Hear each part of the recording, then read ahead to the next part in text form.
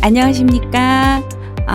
오늘은 유아들의 기질을 어떻게 고려하여서 아이들을 양육할 것인가, 그리고 아이들의 적성을 개발하고 발전시킬 때 아이들의 기질을 어떻게 고려해야 하지? 과연 기질은 무엇일까? 그리고 부모와 아이들이 기질이 다를 때 아이들은 어떤 영향을 받을까? 이런 좀 전반적인 문제에 대해서 생각을 해보려고 해요. 저희가 이제 아이들 성격 얘기를 많이 하는데, 성격은 타고난 아이들의 기질하고 이 아이들의 타고난 기질을 부모들이 어떠한 환경, 양육 환경을 제공하느냐에 따라서 서로 상호작용하면서 만들어지는 것이 성격이죠. 그래서 우리 애가 성격이 너무 까다로워서 이렇게 얘기를 하는데, 어떤 경우는 아이들의 기질 자체가 까다로운데 어머니들이 이 아이들의 기질을 잘 이해하지 못해서 너무 기르는 와중에 어머니들이 긴장하거나 불안해서 아이들의 성격이 까다롭게 나타날 수가 있어요. 그래서 저희가 먼저 아이들 좋은 성격, 건강한 성격으로 기르기 위해서는 첫 번째로 기질이 무엇인가 관련된 부분을 이해하고 아이들의 기질에 맞추어서 엄마가 기질이 다른 경우에 내가 어떻게 맞출지, 그리고 기질이 같은 경우에 어떻게 아이들이랑 더 선순환으로 갈 수 있을지 하는 부분을 좀 생각해 보도록 하려고 그래요. 기질 얘기를 많이 알고 계시는데, 기질은 쉽게 얘기하면 저의 용어로는 마음의 결? 그렇게 말씀드릴 수 있을 것 같아요. 사람들이 태어날 때, 아이들이 태어날 때 가지고 있는 욕구는 전부 다 같아요. 그래서 맨 처음에 아이들이 태어났을 때 가장 중요한 욕구는 안전한 욕구예요. 그래서 이 세상이 있는 그대로 나를 사랑하고 환영해 주고 재미있어 해 주고 그런 느낌을 받을 때 아이들이 안전하다고 느끼거든요. 그래서 안전해야지 아이들이 잘 자랄 수 있어서 그 안전에 대한 욕구는 모든 사람들이 동서고금을 막론하고 가지고 있는 이런 욕구인데, 이러한 욕구를 기질이라고 하는, 다시 말하면 마음의 결에 따라서 아이들이 그 욕구를 추구하는 방식, 그리고 그것이 충족되지 않았을 때 나타나는 방식이 굉장히 다르게 돼요. 그래서 마음의 결을 어떤 분들은 마치 우리가 손가락의 지문이 다 다른 것처럼, 그쵸. 세상에 똑같은 지문은 하나도 없기 때문에 저희들이 지문으로 그 사람의 정체성이나 그 사람이 누군지 추적할 때 지문을 보기도 하죠. 그래서 모든 사람이 지문이 다 다른 것처럼 기질은 모든 사람이 다 다르게 태어난 것이다, 이렇게 얘기를 하고 있어요. 그래서 마치 아이들이 똑같은 형제가 태어나고 똑같은 부모 밑에서 태어나더라도 아이들은 이렇게 결이 다른 마음을 가지고 태어나고, 마치 우리가 신체에서 손가락의 지문이 다르듯이 다 다른 그런 기질을 가지고 태어난다는 거죠. 그래서 이렇게 가지고 태어난 기질은 사실은 변화하기가 굉장히 어려워요. 그래서 변화하지 않는 선천적인 아이들의 특성, 이 부분을 우리가 억지로 고치려고 할 때 여러 가지 문제가 생기게 되고, 아까 말씀드린 대로 인간에게 굉장히 중요한 핵심 욕구라고 얘기를 하는데, 특별히 유아들이 안전한 환경이 필요한데 이 안전함을 요구하는 방식이나 채워지지 않았을 때 나타나는 방식이 기질에 따라 다르기 때문에 어머니들이 아이들을 안전하게 그리고 건강하게 기르기 위해서 아이들의 특성, 우리 아이가 기질이 어떤 기질인가 하는 부분을 이해할 필요가 있어요. 그래서 기질의 분류가 다양할 수 있지만, 저희가 이제 크게 얘기할 때 우리 아이 기질이 굉장히 까다로운 기질이다, 혹은 키우기 굉장히 쉬운 기질이다, 이렇게 어머니들이 얘기를 많이 하시죠. 근데 아마 이제 쉬운 기질은 어머니랑 기질이 비슷해서, 혹은 이렇게 까다롭지 않아서 뭐를 하더라도 그렇게 까탈스럽지 않게 잘 충족하는 그런 아이들의 경우에 쉬운 기질이라고 얘기를 하실 거예요. 근데 저희가 이제 기질을 고려를 할 때 부모랑 기질이 굉장히 다른 경우 사실 양육할 때 굉장히 어려움을 많이 겪게 돼요. 그래서 제가 이제 사연을 받아볼 때 특별히 어머니들이 나는 굉장히 자기 주장도 잘하고 밝고 그리고 쾌활하고 즐겁고 이런 기질을 가지고 태어난 어머니이신데, 아이가 굉장히 내성적이고 조용하고, 그래서 어렸을 때 말 못할 때는 잘 울고 밤에 자지도 않고, 그리고 조금 자라서 친구들이랑 놀 때가 되면 쭈삣쭈삣하고 잘 어울리지도 못하고, 엄마 자꾸 치마꼬리 잡고 뒤에 가서 듣고 자기가 궁금한 거 엄마를 스피커로 내세워 가지고 "엄마가 얘기해 봐. 엄마 얘기해 봐." 이렇게 하는 아이들 볼 때 엄마들이 어려워하시는 경우가 많아요. 특별히 우리나라에서 이제 남자아이들 같은 경우가 이렇게 내성적인 성질을 가지고 있고 기질을 가지고 있을 때 어머니들이 걱정을 많이 하세요. 이렇게 해 가지고 아이가 좀 공격적인 애들을 만나 가지고 학교 가서 따돌림 당하고 이러지 않을까, 그런 고민들을 많이 하시게 되는데, 이렇게 기질이 다른 아이들 기르시는 어머니들 있으시죠? 그럴 때 '내가 어떤 반응을 하나.' 이렇게 한번 좀 생각을 해 보시면, 일단 기질이 다른 아이들을 만났을 때 어머니들의 생각이 뭐냐면 '아 저거 그냥 두면 제 세상 살기 어려운데 저거 고쳐 줘야 되는데.'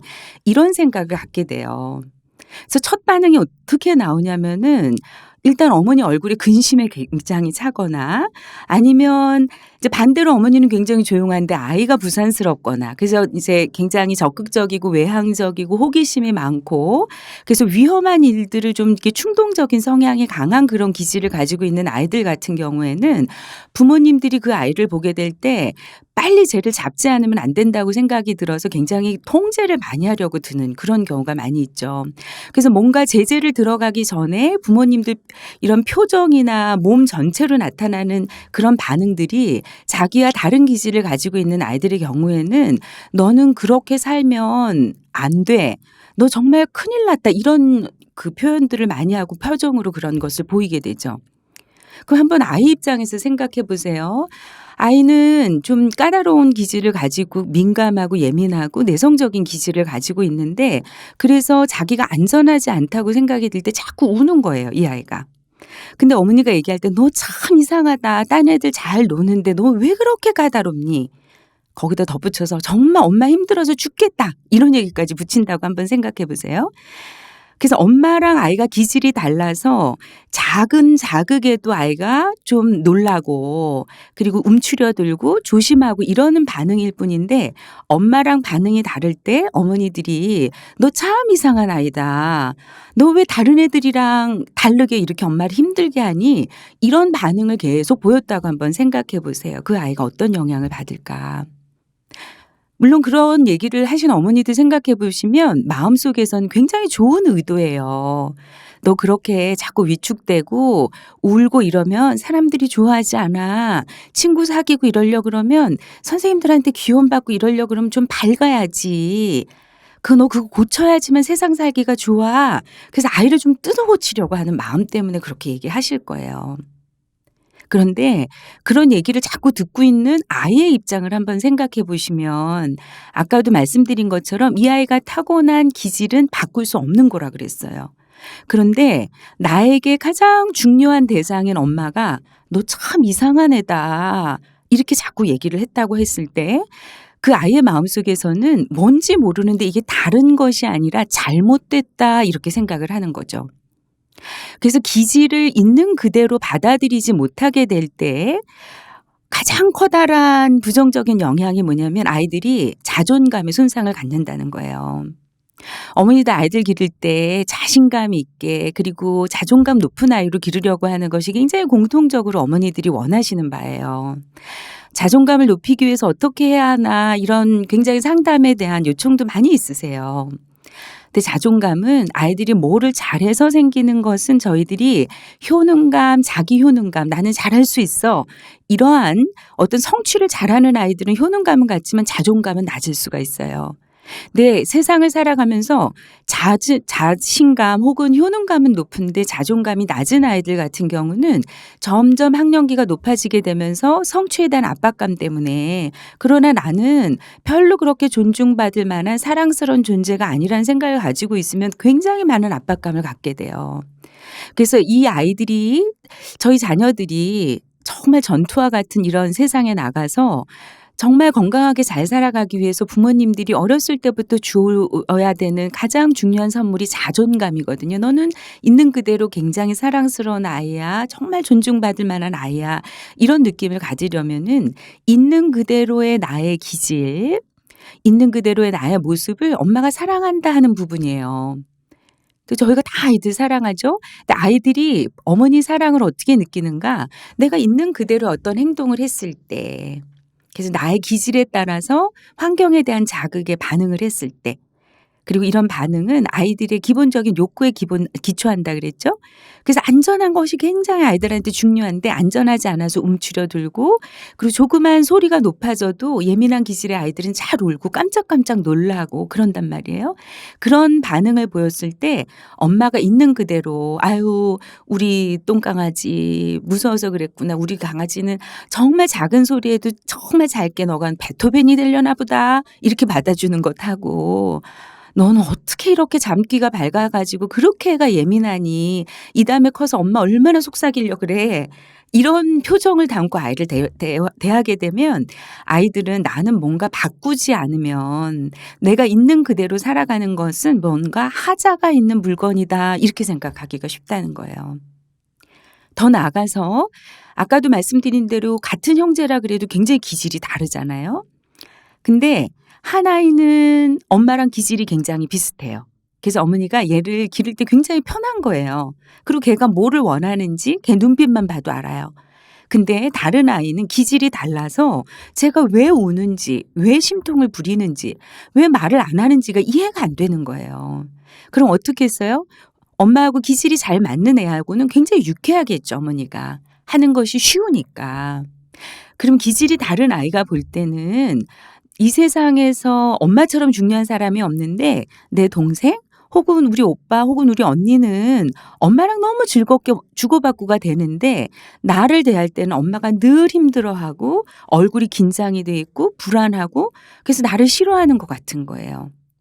그럴 때는 이 아이가 상대적으로 받는 위축감이라고 하는 것이 굉장히 커다랗게 되는 거죠. 그래서 기질이라고 하는 것은 이렇게 마음의 결 그래서 우리가 결이 다 달라요. 보드라운 결을 가지고 있기도 하고 아니면은 좀 딱딱하고 굳센 결을 가지고 있기도 하고요. 그리고 지문이 다른 것처럼 우리의 마음의 결이 다 다른데 가지고 난 기질이 다르게 되는데 이 기질을 있는 대로 받아들이지 않게 되면 부모님들이 그렇게 아이들에게 주고 싶은 자존감이라고 하는 것이 굉장히 손상되기가 쉽다. 그래서 아무리 칭찬을 해주고 뭔가를 잘했을 때 그리고 뭔가 굉장히 즐거운 놀이를 많이 한다고 하더라도 아이가 있는 그대로의 자기 모습을 보여줬을 때 엄마의 표정이나 아니면 뭔가 이게 엄마의 터치나 이런 것들이 불편해하고 긴장이 돼 있고 받아들이지 못한다고 얘기를 생각을 하면 아이들이 무의식적으로 나는 뭔가 기본적으로 잘못된 사람인가 봐. 이런 생각을 갖는다는 거예요. 그래서 자존감 형성을 위해서도 있는 그대로의 기질을 받아들이는 것이 굉장히 중요하다. 근데 이것이 다를 때 부모와 기질이 다를 때 굉장히 어려움을 많이 겪게 된다. 그럼 기질이 다른 것을 알았을 때 우리는 어떻게 하는가를 좀 생각을 해봐야 되겠죠. 기질이 다른 아이 기르는 거 굉장히 어려워요. 왜냐하면 공부해야 되기 때문이거든요. 근데 공부라고 할 때 여기서 나는 외향적인 엄마인데 내향적인 사람들에 대해서 막 책을 읽어보시라는 게 아니에요. 아이가 교과서거든요. 우리 아이가 내향적인 아이들이라도 또 굉장히 마음의 결이 달라요. 우리 아이의 내향적인 것은 어떤 식으로 표현이 되는가 하는 거를 좀 살펴볼 필요가 있어요. 그래서 쟤는 바깥에 나가서 즐겁게 놀더라도 엄마랑 부비되는 것보다 혼자 가서 쟤는 좀 이렇게 부드러운 담요 가지고 저는 이렇게 좀 비비고 놀아야 되는 아이가 있는가 하면 방에 가서 정말 이렇게 다락방 같은 데 책방 혹은 뭐 옷장 같은 데 쑤시고 들어가 가지고 혼자 책 읽는 아이들도 있고 그래요. 그런 시간이 참 이상하다 이렇게 생각하지 마시고 그 아이가 거기서 어떤 경험을 하시는지 관찰하시는 거 있잖아요. 그 아이가 거기에서 자기를 좀 아이들이랑 놀면서 불편하고 불안하고 뭐 그랬던 거 좀 쉬는 시간일 수 있거든요. 그래서 우리 아이가 똑같이 내향적인 기질의 아이라고 하더라도 어떤 식으로 그 내향성이 발현이 되는지를 잘 일단은 아이를 교과서로 해서 공부하실 필요가 있어요. 어머니들은 사실은 어떤 사람도 가지고 있지 않은 뱃속에 아이를 넣고 있었던 그러한 채널을 가지고 있기 때문에 마음만 그리고 우리가 주의만 아이들한테 그렇게 배우려고 하는 마음으로 먼저 기울이게 되면 아이들의 기질에 대해서 배울 수가 있어요. 그래서 먼저 기질이 다를 때 아이들의 기질에 대해서 공부하셔라. 두 번째는 다른 기질의 아이를 다룰 때 나한테서 어떤 생각이 떠오르는지 그리고 나한테 어떤 행동이 나오는지, 그리고 나는 어떤 감정을 느끼는지에 대해서 먼저 좀 잘 살펴보실 필요가 있어요. 그래서 나도 모르게 얼굴이 굳어지거나 아주 못마땅해하거나 아니면 버거워하거나 이런 표정이나 감정이 올라오는 것은 아닌가 살펴보실 필요가 있어요. 이렇게 자각을 하게 되면 저희는 훨씬 더 생각하지 않고 행동화하는 것들을 줄일 수가 있거든요. 그래서 좀 기질이 다른 아이들을 가지고 있을 때 부모님이 생각 없이 "넌 참 이상한 아이야. 넌 잘못된 아이야. 엄마가 힘들어." 이런 것들을 충동적으로 발현하는 것보다는 이렇게 부모님들이 먼저 나한테서 "저 아이가 굉장히 힘든데 어떨 때 내가 힘들어하고 그 힘든 것을 어떻게 경험하는지." 어머니들이 먼저 알아차리실 필요가 있어요.